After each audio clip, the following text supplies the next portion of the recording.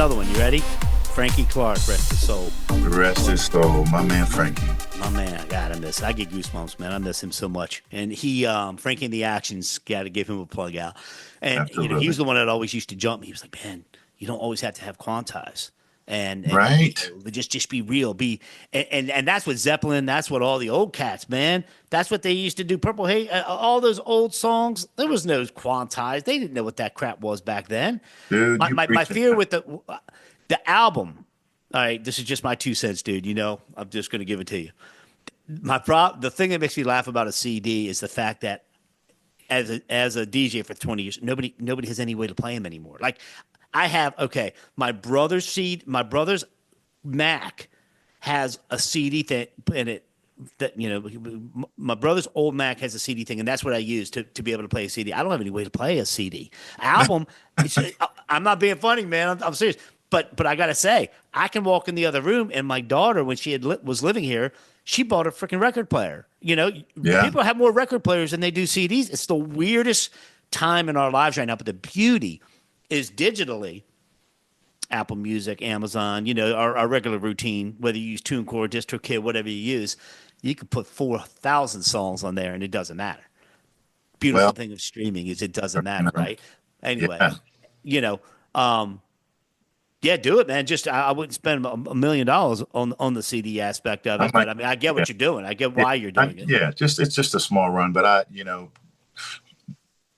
piggybacking off what you were just saying, you know, I had a CD collection here right behind me in my little man cave here. I don't know how many I had, but I mean, probably 1,000 CDs, man. And they just sat there for years. And I had quite a collection. And I realized I just don't listen to them anymore. Mm-hmm. And a friend of mine named Jonathan Sloan, we were talking one time, and he goes, yeah, man, I took all my CDs. First, I took them to a record store and let them pick through and see what they would want to keep to sell. And then I took the rest to Goodwill. And I said, wow. And I never thought I would do it, but that's exactly what I did. I took all my CDs. Did you? Yeah, I did. I took them to a record store called CD Cellar in Falls Church, Virginia, which is a great record store. They have CDs, vinyl, everything, mostly vinyl. But they picked through it, you know, and gave me like $120 and, you know, for what they could resell. And then I took the rest, just 8 boxes full of CDs. I took them to Goodwill and I just gave them to them, man. It pains me to say that, but I just wasn't listening to them. I listened to Spotify where you can hear anything you want. Man. And that's just the way it is. That's the way it is now, man. Well, what's funny is I still have, you know, dude, when I was in Maryland, I started DJing on cassette. So that I couldn't get to the next song. I'm playing B-52s. I couldn't get to the next song. And so I'd start bullshitting in between the songs. And that's kind of what taught me how to MC, right? Wow. I had one of those little Kenwood CD players and then 2 cassette players. And then I went over to CDs. I still have all my original cassettes, all my original CDs. Then I digitized all the CDs. I had them all on a hard drive. Now it's just stupid. I mean, the size. I don't know if you can be able to see this. The size of this, a hard drive that big can hold 3 million songs of my life's work. It's the craziest thing, as you know. But at the end of the day, as long as one way or another you get it to the end user, that's all that matters. Yeah. But man, I don't have I have all these CDs and I don't have all the covers to them because I would put them in those DJ CD slot things. And not that they're useless, but they're a lot less valuable not having the covers and having them in, you know, 5-star shape or whatever. But that's, you know, speaking about your CD, dude, that Divine Static album, there were so many songs on that were just so powerful. You and Ronnie really did a good job on that. And if anybody, you know, you still have it up on iTunes. I know I saw it. Yeah, it's on iTunes. People need to check out the Divine Static album, man. Y'all killed that thing. There was some really deep. What is it? Break My Heart? Is that what?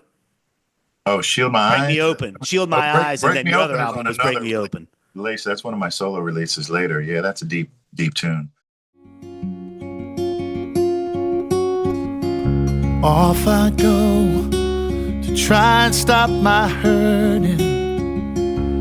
I will listen to what you have to say. We will dive where the water runs deepest. How you gonna heal me in a day? Are you gonna tell me it's because my father left me and my mom had more important things to do? You're gonna count down the reasons why I can't trust no one. I'd rather you just tell me what to do.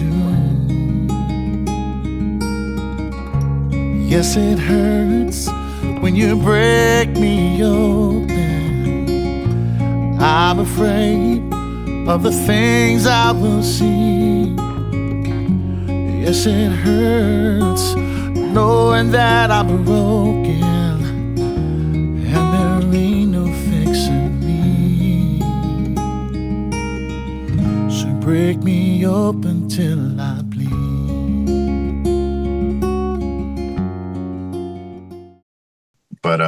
But the Divine Static was, I mean, that was just a true labor of love, man. I mean, we set up a studio in our basement. We didn't really know what I was doing. A lot of credit goes to Ronnie because he's a little engineering whiz, you know. Yeah.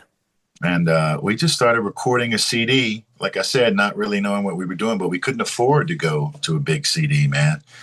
And we did that thing soup to nuts from our basement. Everything, single thing that you hear. Mixed it, everything. We sent it out for mastering. And I mean, it still holds up, you know. I mean, it kind of jumps around genre-wise. We didn't really know what we were as an original act, you know, so it kind of flip-flops around. But you could hear the seeds, you know, of what we were going to become down the road writing-wise. But yeah, man, I'm proud of that record because it took a lot of focus and a lot of hard work to see it through, and we did it all ourselves, you know. Amen. That there's something to say for that. You're the independent artist before the independent artist was. Truth. Yep. Everybody wants to write their own things now. I mean, well, I say that, but like the songwriting, there's a lot of songwriting pools, a lot of songwriting, and I got into a conversation yesterday with my friend Mecca, who's going to be on the podcast too. And she was like, you know, the biggest thing is making sure there's complete clarity in these songwriter groups of exactly who's getting what, who's getting the songwriting, who's getting the publishing, and make sure that there's absolutely no confusion as to who's being awarded what for what they're doing. And I'm like, absolutely, amen. I mean, it goes without saying, because I guess some people go in there, they feel like they gave more than this and that, and then the song never gets released or recorded or put on a shelf or in litigation over something stupid or greed, you know? Yeah. So when you guys wrote that album, I mean, we had no worries in the world back then. We thought we did. What the hell worries did we have back then when y'all were when we were able to morning, noon, and night? And my favorite thing, and you can still do it, and I can't do it. I love when there's a snowdrift, when there's 22 inches of snow outside, and you're paralyzed. You can't walk, you can't go anywhere, but you can just sit in your house in your basement and write and play. And in Orlando, there's no snow and there's no basements. Double. Oh, that's right. You're in Florida. I can't do either. But, you know, and that's another thing about Nashville. It gets pretty cold up there. I actually got footage of it snowing up there, right? But there's things from up north I miss. You know, the Redskins or the Commanders, or I think we're getting our Indian back, by the way, buddy. And I got to give you a shout out. Anytime I go to a game, Eric's up there jamming. You're like, so the last time I went, I'm going complete squirrel right now. Tammy and I went to that Philly game. And EU and Sugar Bear was up there playing, man. And I tried to explain to people about go-go down here, and they just don't get it. Nobody understands the DC go-go feel up there. But I could not. It was surreal hearing him sing "Doing the Butt" in real time. Yeah. But they know how to football. DC knows how to football. The Caps are doing good. Ovi's supposed to get that. You know, I'm not to date this, but there's a lot of excitement in DC. The two biggest acts, I guess, besides you, is Stacey Lattisaw and Johnny Gill. I think were the two biggest names, R&B names, to come out. But I think that Marvin Gaye from DC. Marvin. Yeah. I'm educated now. Damn, I Oh yeah, didn't know that. Marvin Gaye from D.C., Washington D.C. A lot of people, man. Roberta Flack. I mean, we can go on and on. Come on, please. No, give them to me. No, give them. I want to People from know. I knew D.C. Roberta. I knew Roberta. I mean, Roberta Flack, Marvin Gaye, Gil Scott Heron, Mary Chapin Carpenter. Who else? Well, when I'm under the gun, I can't remember. Wait, Eva. Wait, Kathy, what was the one Tierney used to sing? Eva. Eva Cassidy. Eva Cassidy. Excellent. Ooh, Eva Cassidy. That's right. rest her soul. Yeah, Wait, yeah. you used to work with. Are you still working with Jim, the dude who with Meredith Brooks? Jim Ebert. I still do work with Jim Jim Ebert. Ebert, man, that guy. Yeah. See, he has fulfilled my dream. All I want is a one hit wonder. I can do 1,000 songs. I'll give me a Tainted Love. Give me a Summer Six. Well, Bryan Adams had a bunch of songs, but just give me a banger that everybody will remember forever. But that song "Bitch" with Meredith Brooks is, Yeah. that was just Yeah, he's that song still comes up in the studio sometimes. He said he still makes money from royalties on that song. I mean, I told him one time recently, I think, where was I? I was in Singapore or something like that, somewhere on the road, some far off way. And I heard that song playing and I was like, Jim, I heard that damn bitch song, I can't remember where I might have even been in Korea or somewhere. I don't know. You got to watch how you word that. You just called a song a bitch. Oh, well, that's what the name of the That's song the name is. of the song, right? I'm Yeah, a the name of the bitch. song. I'm a liar. And that was her only hit. And she Who did quite cares? well. She did quite well with that one. God bless her. Just like Alanis Morissette, how excited we were in the 90s when that was the very first album that I knew of that was recorded on an ADAT. Oh, right. That's right. Her first one, Jagged Little Pill, was recorded on ADATs. That's right. That's She very stacked those ADATs. And I'll tell you another artist we just forgot. My first artist, Who? that boy, Elgin Lumpkin. Genuine himself. Oh, is he from DC? He lives in Woodmore. Dude, he and I were at LUV Records together, and I would be in the studio with this dude 3 days. I mean, we were buddies, and he was Wow, I Michael didn't know that. Jackson-esque with his dancing, man. And then Atlantic guy picked him up, and just he blew up. I never realized my friend would write and create and perform the #1 stripper song of all time with Pony. Right. It's mind blowing. And Yeah. he hit me up on IG. I probably talked last year, but man, I hadn't talked to him in 30 years. I mean, so out of sight, out of mind. Oh, another one out of DC. Oh my God, dude! I used to work and archive all his music. Do the hustle, dun dun dun. Oh, Van dun, McCoy. That's right. Van McCoy in Clinton, Maryland. So he had McCoy. passed, and his sister was the publisher and everything. And I used to. He had 900 songs that nobody had ever heard of. The two big ones was "Do the Hustle" and "Baby I'm Yours." Yeah. Baby I'm Yours. She's getting paid on that Buick commercial. I mean, she just knew how to make money on the publishing side of it. Mm-hmm. And yeah, I never forget how many bangers this guy had, and that just never got released. They were just archived. I still have my old DATs, my old ADATs, my old cassette. Right. The demos you and I used to do, and Tyranny and I, and just Lusky, the whole Maryland crew, man. I've been down here 25 years now, and I stay in touch with each and every one of you. I stayed in touch with Frankie until a week before he passed. Yeah. And and Mike, and I mean, you guys are just still slamming up there, man. You're doing your thing. Frankie will be in my heart forever for a particular reason. Frankie Clark passed on the same day that my father passed away. And I lost my father to COVID. Right after COVID went down, I'll never forget, March 14th I was playing a gig, and the next day, like, everything shut down. And my father was diagnosed on April 5th with COVID, and then he died on May 8th. And it was the same day that Frankie passed away. So I'll always remember Frankie for that reason. He was kind of larger than life, my man, Frankie. Man, I'm sorry to hear about your father, man. Yeah, I've lost thank you. mine too. So there's no worse pain. And and Frankie, man, nobody wanted to live more than that guy. I mean, he had been a mentor of mine. My dad had been his teacher in high school, Carlson High School. And I've known Frankie my whole life.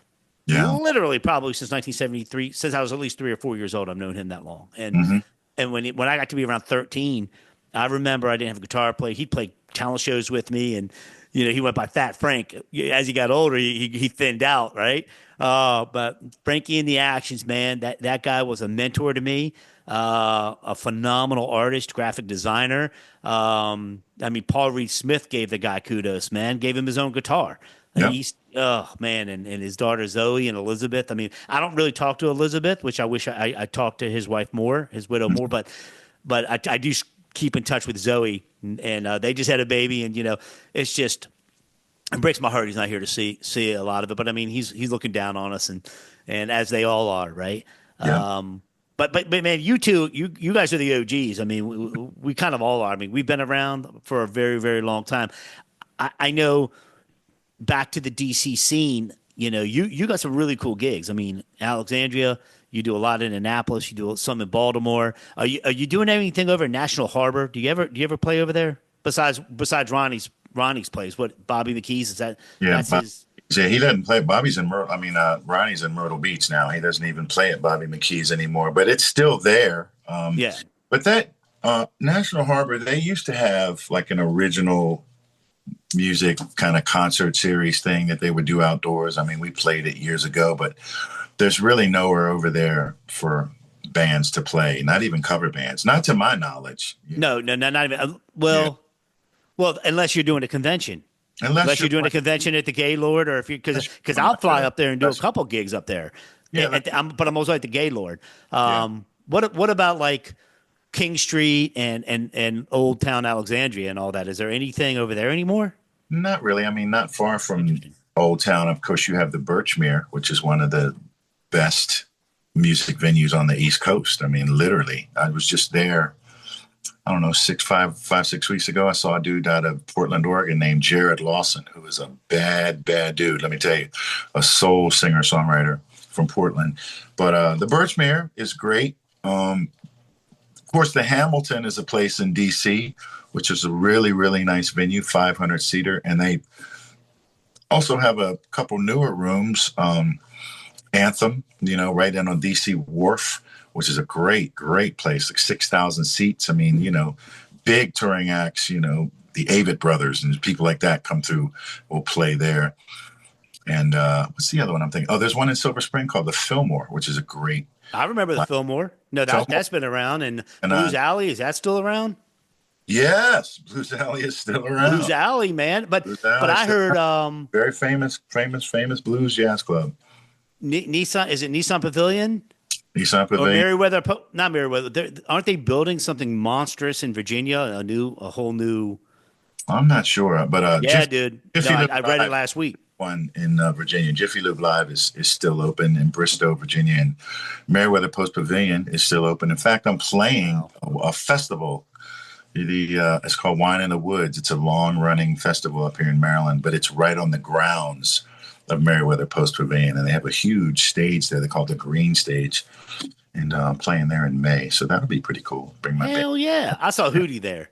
That was sick. Yeah, Hootie and the Blowfish. Oh yeah. What about Ram's Head? They're still doing their thing, yes? Absolutely, Ram's Head in Annapolis still top destination for touring artists coming through. Top room on the East Coast. Yeah, definitely. Well, brother, I want to have you back on here, man. This is just part one. I mean, this was enlightening. What I'd like you to do is look into camera and just tell everybody how they can get a hold of you, man. To give everybody your handles and your information. Will do, man. I mean, I have a website, ericscottmusic.com. I'm on Instagram, Eric Scott Music. I'm on Facebook, is Eric Scott Music. And we didn't talk about it too much, but I will be back on here. I've got a lot of new music coming out, man. I just sent you a single that I'm about to release. And I'm also writing an entire record with my trio right now. And it's just going really, really well. I'm excited about the new music. Feels great to be writing again. And next time I come on, we can talk about it. But, check me out online, and you can stay in the loop with what I got coming up. And hopefully I'll get to see some of y'all down the road. That's what's up. What's the ETA on that new album, man? Wait, you got the live album is coming out when? Got the live album coming out, and I'm simultaneously writing with my trio. We're going into the studio next. No, it's already April. We're going in a couple weeks, man, to record 3 songs, man. we've been playing together a long time, and we just decided, hey man, we should try to write songs together, just the three of us. Mostly it was them playing my songs, but I was like, what would it be like if the three of us just wrote, no preconceived notions, just what would happen? And that's what we did. We started bringing ideas to rehearsals and just writing as a trio. And I'm loving it, man, what we're coming up with, man. It's a little different than what I've done in the past, but it's still got that thread, so excited, man. As it gets closer, I'll keep you in the loop on that. You've always had a killer vibe, man. I don't care if it's a ballad, if it's a, something jumping, funky, you name it, man. You do. When I hear your music, I can always tell you pour your soul out. And Thank you. But a lot of people, they can't open up. They can't open up enough. Me included sometimes, I mean, I went so dark on this Losing Myself single I did.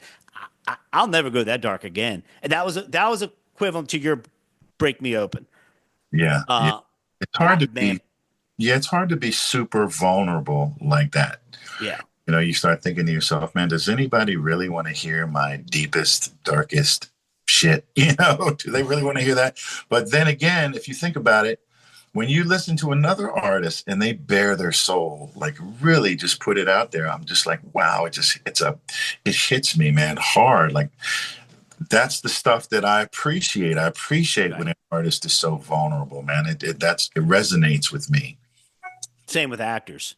But my whole thing with Losing Myself was it was therapy, really. It was grieving therapy for me, to be real. But I also kept saying, can I help somebody? Can I help somebody by telling my story? Absolutely. Can I help somebody else? Well, even if one person listens to it. Yeah, that's the mission accomplished. That's a big reason why we, expose ourselves, so to speak, and because in hopes that it'll resonate with somebody else and help them. And so, no, I'm not alone. There's other people that feel this way too. Everybody. There's always somebody that has it worse, and it's so hard when you're in the middle of your bullshit, my bullshit. We're in the middle of our own stuff. It's hard to see it that way, but yeah, man, I'm blessed, and to be able to do what we do, and to love what we do. I tell everybody, you find the right woman and the right occupation, you're gonna live a very happy life. Amen. Yeah, I think that's good advice. Yeah, it because is. both of them can beat you up pretty bad if it's the wrong call, right? Mm-hmm. But all right, Eric, much love to you, brother. Thank you so much. Thank you, Scott. Thanks for having me, man. It's good to see you. Good to talk to you, man. It really is. You as well, my man. Yep. Yeah, I'm wishing you all the best for real. Thank you. Right back at you, man. Thank you. Okay, bro. Peace.